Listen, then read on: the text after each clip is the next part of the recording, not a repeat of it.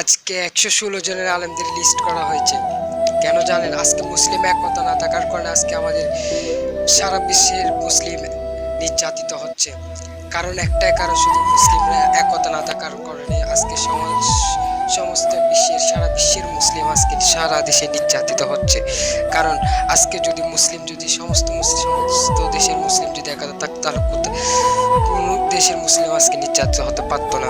আজকে সারা বিশ্বের মুসলিম একতা না থাকার কারণে আজকে আমাদের ১১৬ জনের আলেমদের লিস্ট করা হয়েছে। নাহলে আজকে যদি যেটা সত্য কথা না বললে নয়, আজকে যদি সারা বিশ্বের মুসলিম যদি একতা থাকতো এবং আজকে ওদের এত স্পর্ধা পেল কোথায়?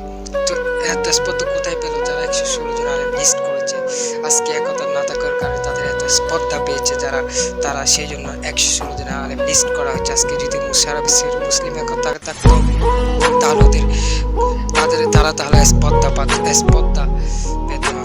আজকে